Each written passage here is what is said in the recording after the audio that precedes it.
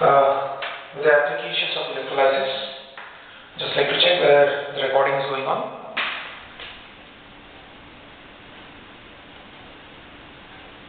Yes, fine, the recording is going on. No problem. So we come up with the application of electrolysis. The question is, this is one of the most important things in electrolysis. Many questions will come over here. There are three major applications of electrolysis. One, electroplating.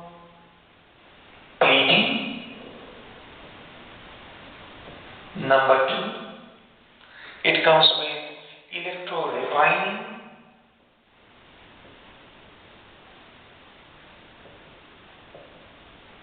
And number three, electrometallurgy.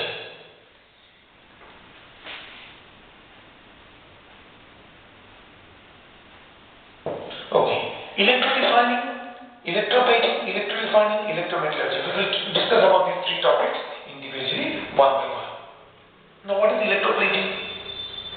Whenever a cheap metal is taken and is coated with a costlier metal, either to increase its value or to increase its show or say for decorative purposes, you might have seen the city board of ornaments that's available in the market. And in those processes, we use the process of electroplating. Okay, let's do it one by one. Let's come to electroplating. Now, please remember, here one metal is coated with another metal. Like, usually you might have heard about silver spoon. What is silver spoons? Made up of silver? No. It's actually made up of iron. It's coated with silver. Right? So, a cheap metal like iron is coated with silver over here. That's electroplating. Now please understand, metals form what? Metals forms cations. And I know that cations travels to the cathode where they will be deposited, right? So the article to be plated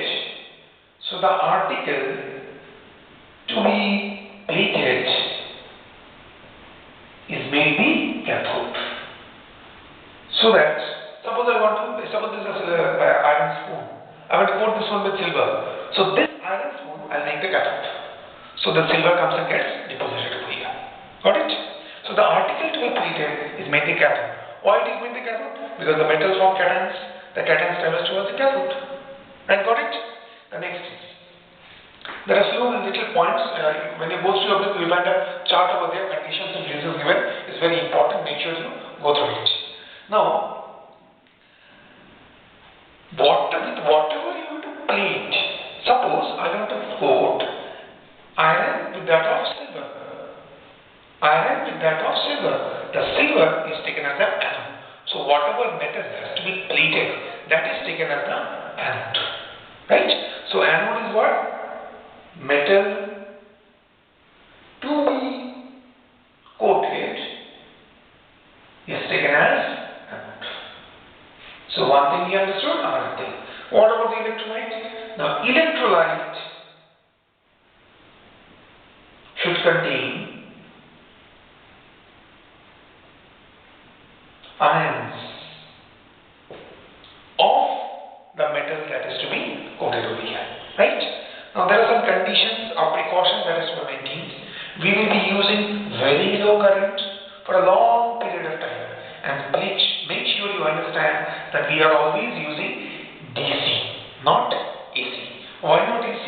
Remember, AC current causes discharge and ionization in alternating to the cathode, thus giving an ineffective coating. So there are a few examples of electroplating in your syllabus. Let's do one by one the examples. First comes electroplating of an article with silver. So electroplate an article with silver. To electroplate an article with silver, electroplating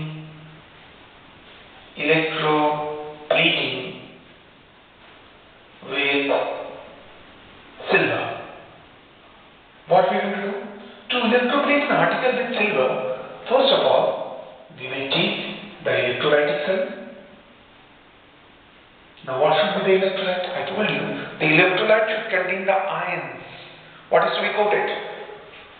So we have taken an aqueous, please remember this word, aqueous solution of sodium argentocyanate, NaAgCN whole twice, NaAgCN whole twice, or also you can take potassium argentocyanate. You have to take an aqueous solution of this complex salt, right? Sodium argentocyanate or potassium argentocyanate. Now the article to be coated, suppose I want to coat a iron spoon. That is made the cathode. Now the anode, I want to coat this one with silver. I will take a silver block at the anode. Now see. This is my negative terminal, this is my positive terminal. So what is my cathode? My cathode is what? Spoon. My anode is what? Anode is my Ag block of silver. And electrolyte is what? Electrolyte, please remember this. Electrolyte, people write down sodium argentocyanate. Please remember, electrolysis always takes place in aqueous solution or in molten state. So make sure you always mention aqueous. Aqueous sodium argentocyanate. Right? Now what happens? In aqueous solution, sodium argentocyanate, NaAgCN whole twice. This is used to give Na positive plus Ag positive plus 2Cn negative. Water is there. These ions to give H positive plus OH negative. I got Na positive, Ag positive, H positive. So according to differential discharge, it will be silver who will be discharged. So reaction at cathode, what will be the reaction at the cathode? Ag positive takes up one electron and becomes neutral silver. So we'll say silver deposits is observed at the cathode. Right? Now reaction at the anode. Reaction at anode. What happens reaction at the anode? Now you see Cn negative and OH negative. Who will get a preference? Who will get a preference? Please remember the silver is an active electrode. Both of them travel, but no one gets a preference. Ag loses one electron and becomes Ag positive. So from the solution, Ag positive is discharged over here, and vice versa, silver is once again given in the solution. So in this way, slowly it takes on. Slowly you will observe that the silver spooning is becoming thicker and thicker, and the anode becoming thinner and thinner. It is decreasing in mass. Now the question usually comes over here. These reactions are very important. The common mistake that is made by everyone is they write down Ag positive. Please remember. Please don't do this mistake. Now the question sometimes comes, instead of taking this complex salt, can I take silver nitrate solution? Silver nitrate solution, can I take it? Will electrolysis take place? Yes, electrolysis will take place. But silver nitrate solution gives fast and uneven coating. So, not preferred. Got it? So this is about electroplating of an article with silver. Remember the electrolyte, remember the reaction of the cathode and anode, and why silver nitrate is not taken. This is what is there, which comes very usually. Make sure you note it down and practice it 2 times. You will not face any problems. Okay? The next topic will be electroplating with the article with nickel. So make sure you note it down and practice it 2-3 times. Next is electroplating of an article with nickel. This also falls in the category of applications of electrolysis. That means we will electroplate an article with nickel right now.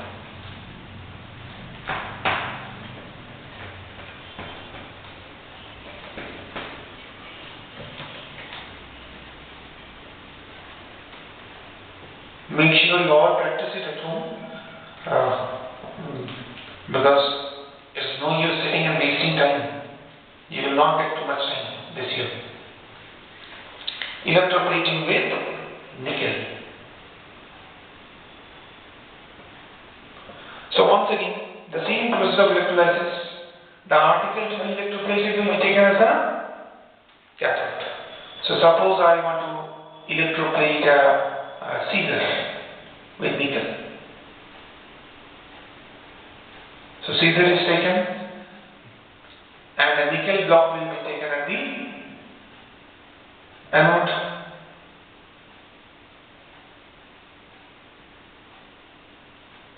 So this is my negative terminal, this is my positive terminal. So what solution I will take? Aqueous nickel sulfate. Aqueous nickel sulfate is taken over here. Now what is going to happen? NiSO4 ions to give Ni di-positive plus SO4 di-negative. I have got water over here. Ions is to give what? H positive plus OH negative. Okay? Water ions to give H positive plus OH negative. So what will be the reaction? Reaction at cathode. Ni di-positive takes 2 electrons and becomes neutral nickel. So nickel will be deposited at the cathode. Reaction at anode. Reaction at anode. What happens? The anode is made up of nickel active electrode. It loses 2 electrons and becomes Ni di-positive. And what happens to the other ions? SO4 di-negative, OH negative, they are spectator ions. So they become spectator ions. So you will find a uniform deposition of nickel taken at the cathode and anode will be slowly losing its mass. Clear? Observation clear? Did you understand? So we understood the electroplating example. Now we move on to understand electro-refining. I hope this is clear. Electro-refining of copper.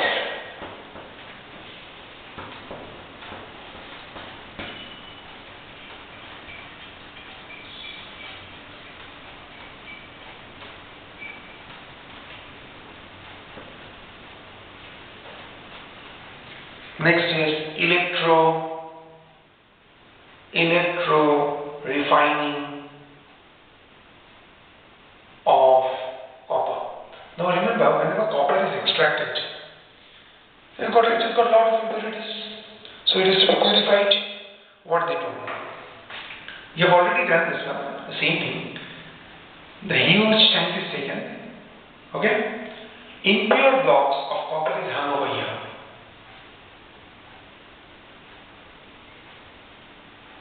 Impure blocks of copper is hung over here.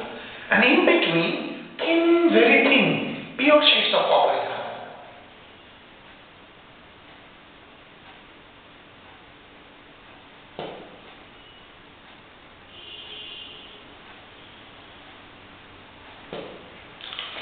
So, this is made, this pure sheet is made, these are made the cathodes.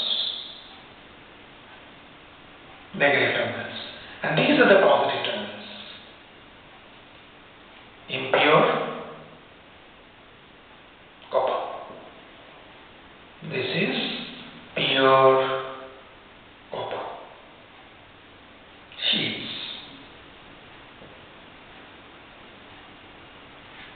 Now what is the electrolyte we will take over here?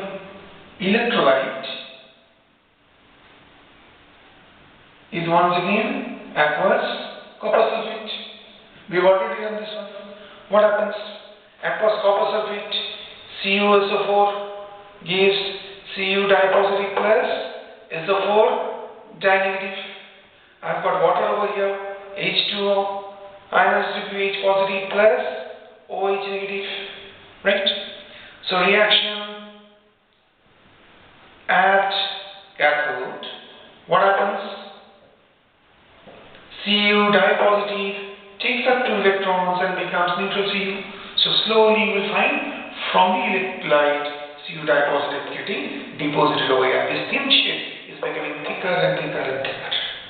What is the reaction at the anode? Reaction at anode.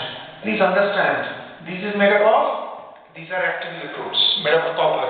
So what happens? It loses 2 electrons, it participates in the reaction and becomes Cu dipositive. So you start supplying Cu dipositive to the solution. So slowly you will observe it is diminishing in mass. So observation at anode, it diminishes in mass. It diminishes in mass and slowly you will find pink deposition being seen at the cathode. Pink deposition here. Pink deposits. So when the entire electrolysis is over, you will find the anode does not even exist. And below the anode mud settles down below anode. Now what is this anode mud? This anode mud consists of impurities. This anode mud consists of impurities, namely it contains silver, gold, impurity is present. I hope you understood electrorefining of copper, right? Electrorefining of copper.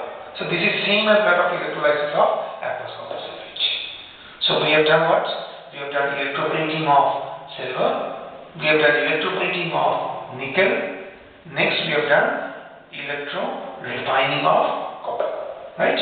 Next is electrometallurgy. Make sure to write it down. Let's move on to electrometallurgy.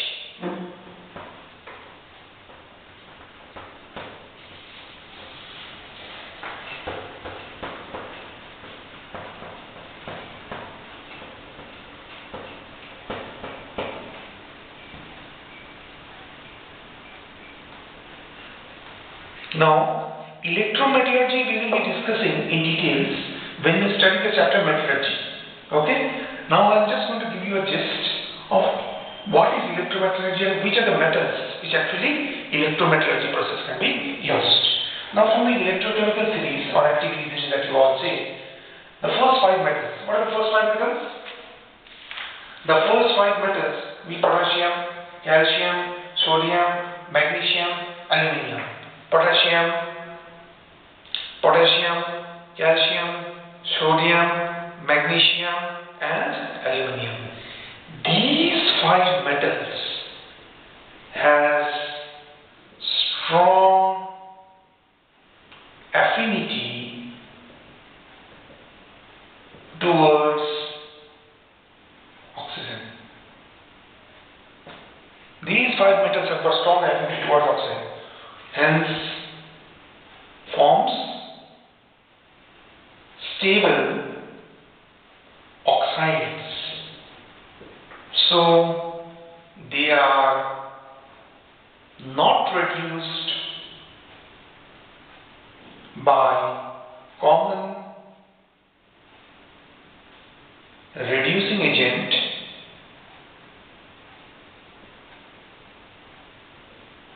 like hydrogen, carbon monoxide, ammonia. They are not used to reduce. That means potassium oxide, calcium oxide, sodium oxide, magnesium oxide, aluminum oxide.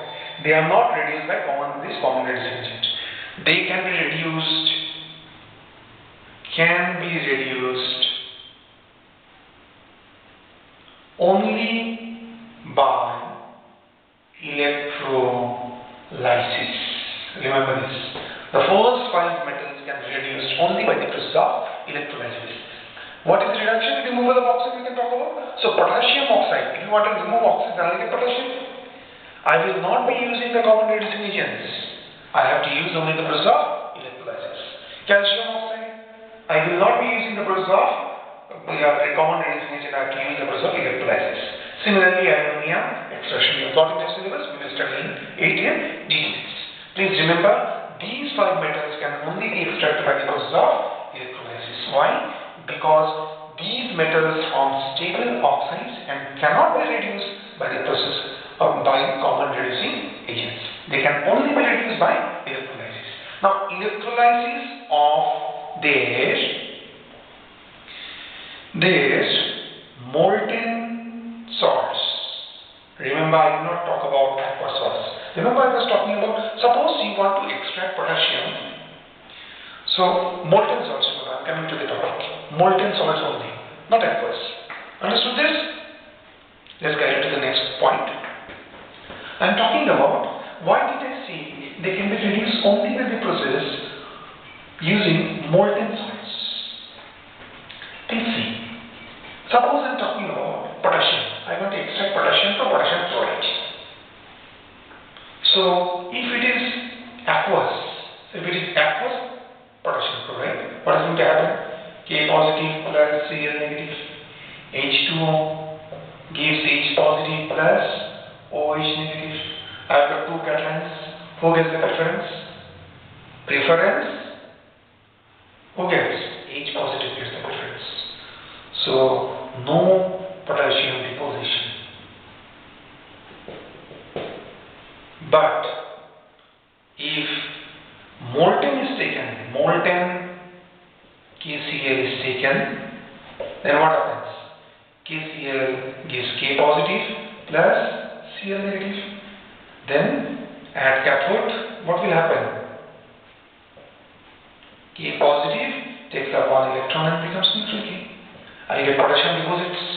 So please understand that electrolysis of these salts can only be done by the process of their molten salts, not by aqueous solution. Aqueous solution not preferred. Not by aqueous solution. So by this, I finish up the chapter of electrolysis. Okay? Thank you. Make sure you stay at home, you practice it at home. The moment we start off with the classes, I will be taking tests. So please do practice it on a regular basis. I will carry on